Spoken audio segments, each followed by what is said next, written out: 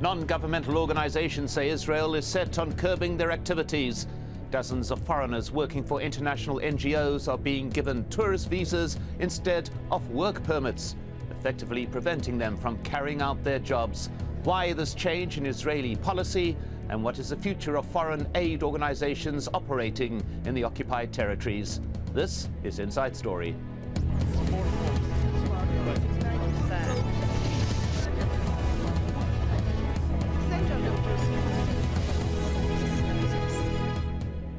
Hello and welcome to the program. I'm Mike Hanna. Charities and aid workers are being effectively banned from working in the occupied territories. That's a claim Oxfam and several other non-governmental organizations are making against the Israeli authorities. But some Israeli groups say these claims are baseless and typical of what they call NGO propaganda.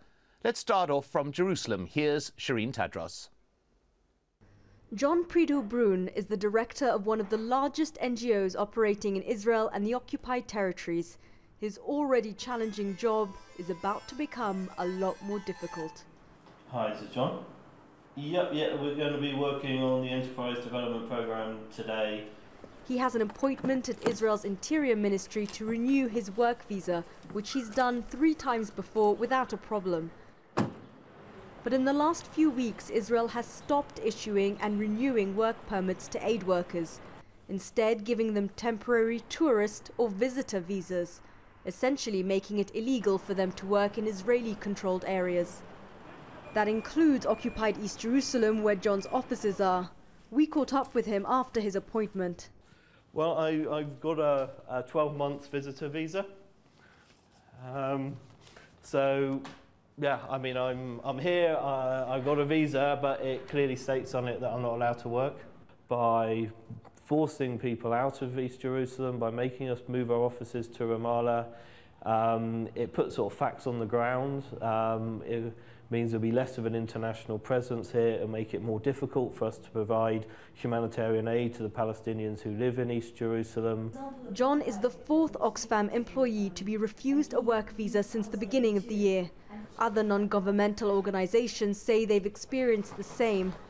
In all, the new Israeli policy affects 120 international NGOs which provide vital developmental and humanitarian aid to Palestinians in the occupied West Bank and Gaza.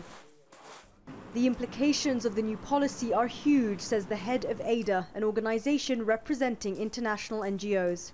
With an inadequate piece of paper, an inadequate visa for what we're doing here, which is work, we will be harassed at checkpoints, refused entry at the border, or deported. Israel's actions are also illegal, she says. Obligations to Geneva and to international humanitarian law do demand that they issue us visas, paperwork, which makes our status here clear and allows us to work and move freely. We asked the Ministry of Interior to explain their new visa policy, but they declined our request for a written statement or an interview. What they did tell us was that aid workers are being denied a permanent Israeli visa because they're mainly working in areas under Palestinian control. But all those we spoke to who haven't been given a visa have their main offices in East Jerusalem and projects in what's known as Area C of the West Bank. In other words, in areas under Israeli occupation and full Israeli control. And control is exactly what NGOs think this visa regime is all about. Consolidating Israel's hold over Jerusalem by pushing out its Arab residents, and now all those who for decades have worked to protect their rights. Shireen Tadros for Inside Story, Jerusalem. Joining us today to discuss this further, in London we have Mustafa Barghouti, the leader of the Palestinian National Initiative. Anne Herzberg joins us from Jerusalem. She's the legal advisor to the Israeli group NGO Monitor. And also from Jerusalem we have Shlomo Lecker. He's a lawyer who has advised some of the affected NGOs on this issue. Welcome to you all. Let's start off with you, Shlomo Lecker, in Jerusalem. Have you received any form of formal notification that this is an established policy? No, there's never formal notice about this kind of a policy, but we see effects on the ground. We see that people who are trying to renew NGO workers who are trying to renew their B1 visa are refused. And it's quite clear. I mean, I don't think that anybody can deny the facts. What can you do about it? Are there any legal processes that you can take to ensure that these workers are able to carry out their jobs? You know, in programs in Israel, many times lawyers are summoned to give their opinion on the legal rights. But it's, first of all, it's a political matter. Legally, there's very little that can be done because this policy is run by the Ministry of Interior. And the Ministry of Interior in Israel has, and by the minister, Eli Yishai, who is an extreme right politician. And they are very well protected by the law. We have the feeling that it's not only a matter of the Minister of Interior, that it's a decision that came from other parts of the government too. Well, let's just look at the impact of this and speak to Mustafa Barghouti in London. Mr. Barghouti, I mean, how much of an impact would this have? How important is the work of the NGOs in Palestinian territory? Well, the work of Palestinian NGOs supported by international NGOs is very important. Today, the Palestinian NGOs continue to provide about 50% of primary health care to Palestinian citizens, both in West Bank, Gaza, and East Jerusalem. They do provide more than 90% of preschool education. And they do provide almost 100% of care for people with disability. They provide an amazing amount of work in the areas of agriculture, water resources, and definitely one of the most important aspects of NGO work is the defense of human rights and civil rights and democratic rights. So the Palestinian NGO community has been the backbone of civil society in Palestine, and it has played a very important role in the past and even after the creation of the Palestinian Authority, especially that the Palestinian Authority is limited to, in its capacity to certain areas, what they call Area A and B, and more than 70% of the West Bank is the called Area Mustafa, C, we'll go into those questions about the areas in a little while, but first I'd just like to hear from Anne Heltzberg in Jerusalem from NGO Monitor, which has been very critical of international NGOs and at stages has actually called for some form of restriction to be placed on their activities. Do these actions satisfy your organization? Well, actually, I'm not quite sure there has been official change in Israeli policy. I think some of the NGOs have made some anecdotal claims, but as far as I'm aware, there hasn't been an official change in the policy.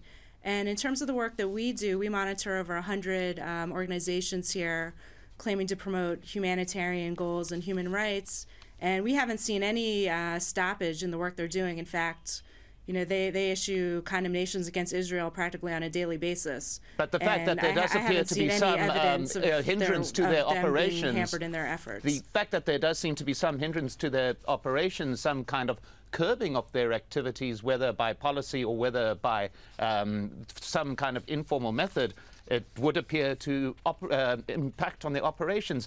Is this something that you have been wanting? Do you feel that the NGOs operating in that area need to be controlled in some way?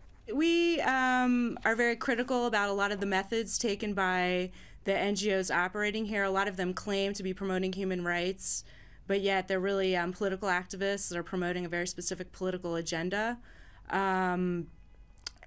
We don't think that their work should be hampered, but we think that a lot of the methods they engage in are not legitimate and are in fact contributing to the conflict here. Well, let's just return to this whole question of the areas that we are talking about. The areas affected by the Israeli visa restrictions. In 1993, the Oslo Agreement divided the West Bank into 3 administrative regions, quite simply called A, B, and C. Area A is under full Palestinian control. Area B is under Palestinian administration, but security matters are controlled by Israel, while Area C is completely under Israeli control. And as we've said, this move largely affects the work of NGOs in that area who do require definitely some form of Israeli permission to work, in other words, a valid work visa. Mustafa Barghouti, we are looking at this matter within the context of a fragmented entity and, in fact, an exercise that could add to the fragmentation of this. Absolutely, and you should see the most recent measures against famous and well-known and well-respected international NGOs like Oxfam, like Novib and others, as nothing but an escalation of an attack that has been done systematically by Israel during the last 20 years against civil society. First, they started with Palestinian NGOs. I am a person who is born in Jerusalem, and I am involved in medical care. I worked in a hospital in Jerusalem for 14 years, and I have been prevented from reaching Jerusalem for the last 5 years. The Israeli measures are preventing Palestinian NGOs from working freely in Jerusalem area, from working freely in the Area C. For years, many Palestinian NGOs were not granted even permission to exist. Today, this attack on international NGOs is aiming at preventing them from working in Jerusalem and in many parts of the occupied territories. It is aiming also at preventing them from continuing their very important humanitarian work in Gaza Strip, which is under blockade.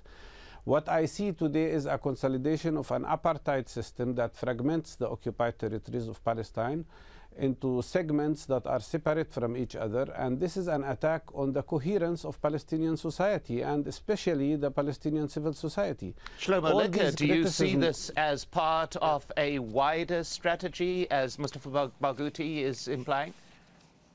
Yeah, we can see it because the restrictions are not only on the foreign NGOs. They are the same organization that Anne represents is fighting also against Israeli NGOs that are supporting Palestinian human rights.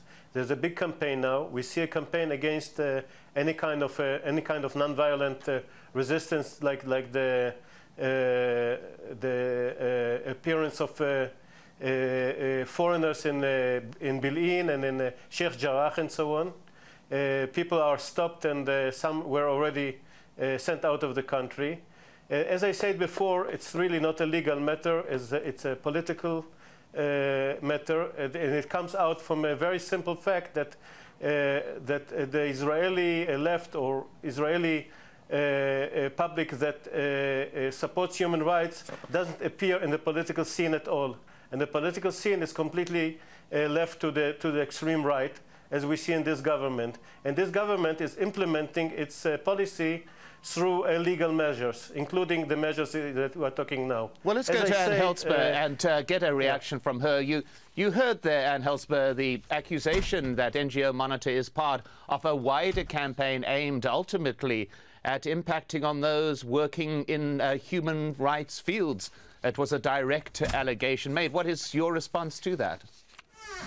Well, I mean, that's a completely absurd claim. We're not trying to shut down the activities of human rights organizations. We just report on their activities, and we think a lot of the activities they're engaging in are not conducive to improving the situation here, improving coexistence, and lessening the conflict.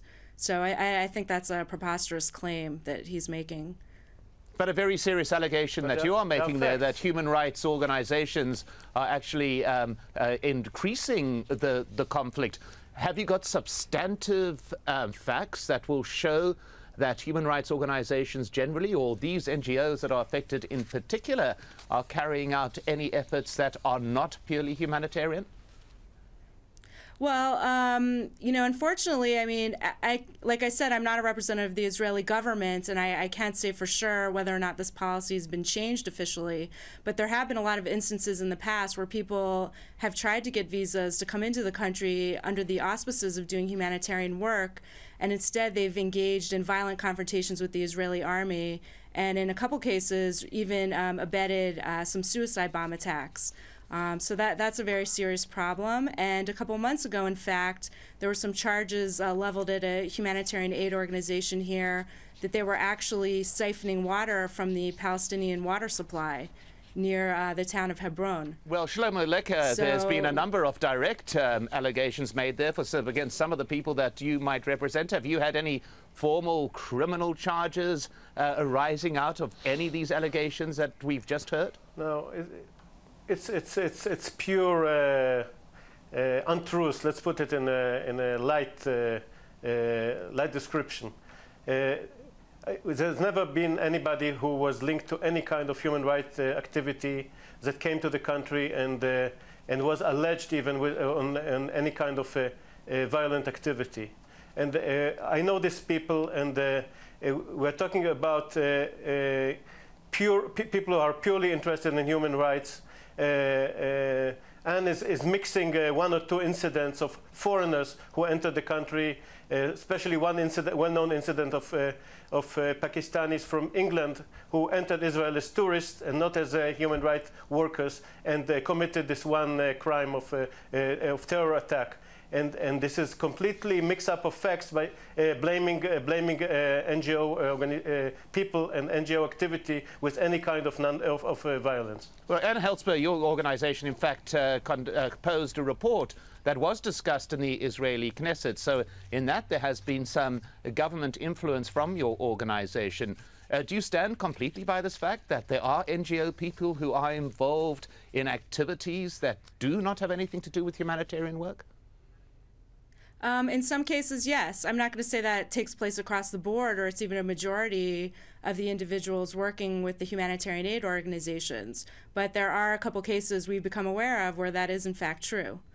Well, Mustafa Barghouti, we've heard here these accusations. We've heard the fact that humanitarian workers are involved in efforts to, it would appear, the allegations say, undermine peace efforts in that area.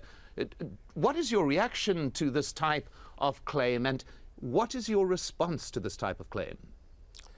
Well, if you look at the website of NGO Monitor and what they are producing, you will discover quickly they are working for occupation, and they are working for probably the worst and most extreme parts of the Israeli society, if not officially for the Israeli government, which is running a policy of occupation and apartheid.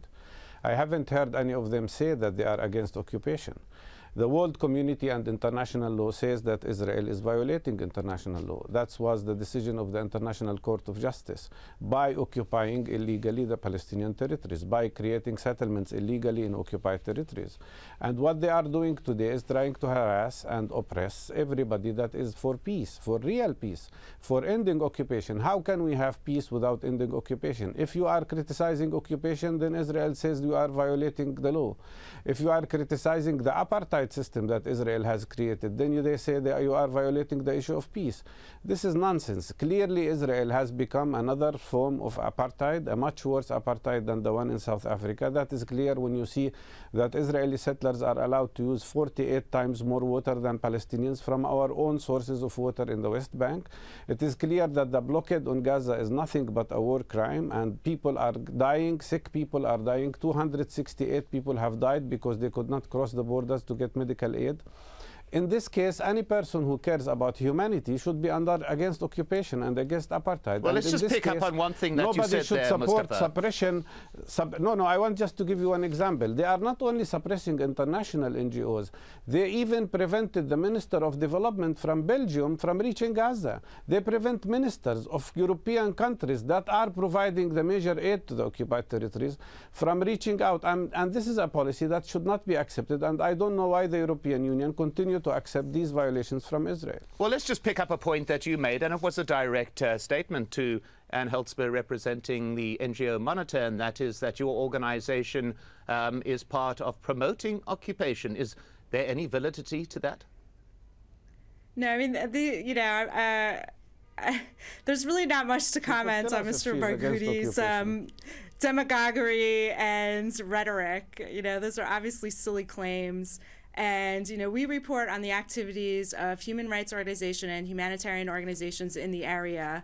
And, I don't know what to say. Did you ever criticize the Israeli government, for instance? Patently silly.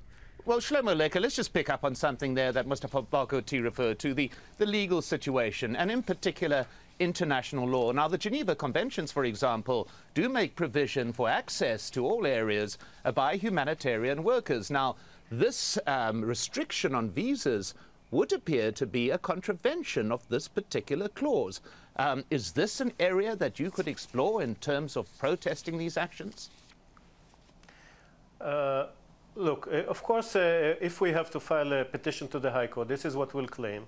Of course, that nobody can deny that we're talking Area C, 60% of the West Bank, and East Jerusalem are under the protection of the international law, and the people who live there are protected population. I would say that the help of the court in cases like this was quite limited, but unfortunately, and here I would like to agree, not in everything I will agree with Mr. Barghouti. Unfortunately, we don't see that the state where these NGOs are coming from, and we're talking mostly about European states and the US, are supporting their interest, because their interest is to have the NGOs operating in the occupied territories and in East Jerusalem. And instead of making it a legal question and leaving it only to the Israeli court, Israeli courts, which are not always fair, they should intervene. If you ask me about the Israeli court, unfortunately, the Israeli court once in a while helps. And if you look at the last 10 years, when we deal with issues of human rights, and this is a basic issue of human rights because this organizations operate on human rights, we only got help once in a while from the Israeli court. There was no other way to achieve any results, including political pressure, including inside Israeli political pressure. It doesn't exist, and I think that not everything should be left to the legal field. Ann Helsper, a final comment from you. Do you want to see the activities of international NGOs restricted within that area? No, absolutely not. I just want to comment on the topic about the Israeli courts. The Israeli courts are very well respected internationally. And in fact, last week, the Israeli court issued a judgment that it was okay for human rights groups and humanitarian aid activists to protest in East Jerusalem over an issue taking place there. And just a couple days ago, two other activists were released from custody. So to say that the Israeli courts treat human rights and humanitarian aid activists unfairly is a completely bogus charge. It would appear, though, that if these visas are restricted, then NGO people would not be able to operate in East Jerusalem, which is part of an Area C under total Israeli control. Mustafa Barghouti, is this a real problem in the wider political field? Absolutely, because you see, Israel is not only obstructing the possibility of peace. We know what is the official Israeli announcement every day. I mean, they say they will never allow negotiations over the issue of Jerusalem. They consider the annexation of Jerusalem proper, which is illegal by international law. They continue to build settlements on the ground. What I see today, and please see these acts against international NGOs as part of a bigger picture. This is an attack on NGOs. This is an attack on aid to Palestinians. This is an attack on those who are trying to support the survival of the Palestinian population under very difficult conditions of occupation and apartheid. But it is also part of a huge attack that the Israeli government started during the last 3 months against popular, non-violent, peaceful resistance against occupation. Whether in Bil'in or Ni'lin, the arrests of people trying to suffocate these groups who are peacefully demonstrating, arresting even Israeli peace activists who are joining us in these demonstrations.